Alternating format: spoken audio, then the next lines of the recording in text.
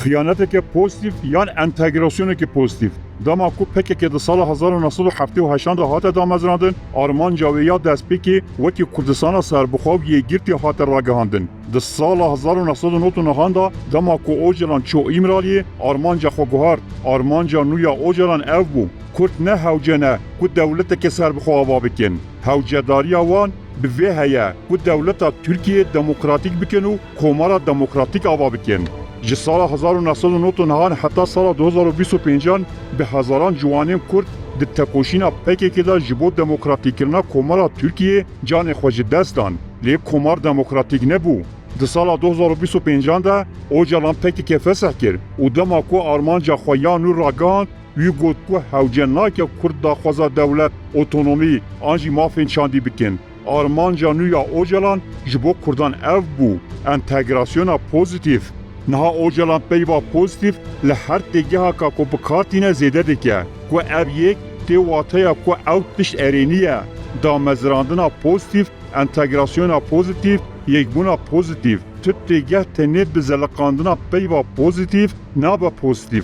Armanca Ocalan ew e ku bi lîstikên peyvan li ber çavê girseyên ku zû bi tiştan nahesin kerametekê ji xwe re çêbike. Wekî din siyaseta entegrasyona pozitîv di bingeh da polîtîkayekî filtrekirî ya asîmilasyon û bindestiyê ye ku hêzên kolonyal bi salane pêk tînin. Ocalan li ser siyaseta entegrasyona pozitîv wiha dibêje divê têkiliyên hemwelatbûnê ne li ser bingeha aidiyeta neteweyî lê li ser bingeha girêdana bi dewletê re werin avakirin.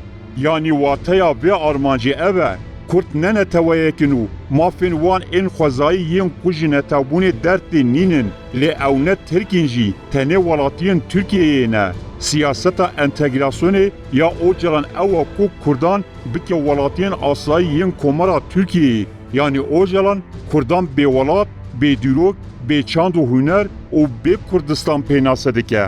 Ev tê vê wateyê pêncî salên Kurd li hember tirkkirinê li ber xwe didin, dimirin, tên perçiqandin, ji war û welatê xwe dibin mişext û her wiha.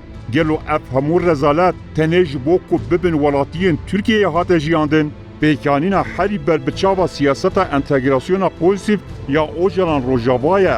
Li Rojava Kurd hema bêje di rewşeke mîna dewletê de bûn. Lê di encama siyaseta Ocalan da niha li Rojava zimanên Kurdî di asta fermî de qes bûye.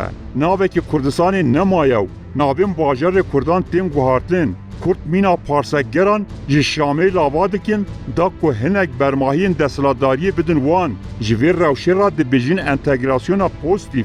Lê belê tiştê ku li Rojava qewmî siyaseteke asîmilasyonê ya filtrekirî ye. û Ocalan niha vê siyasetê li Rojava wekî modelekî ji bo çar parçeyên Kurdistanê pêşkêş dike.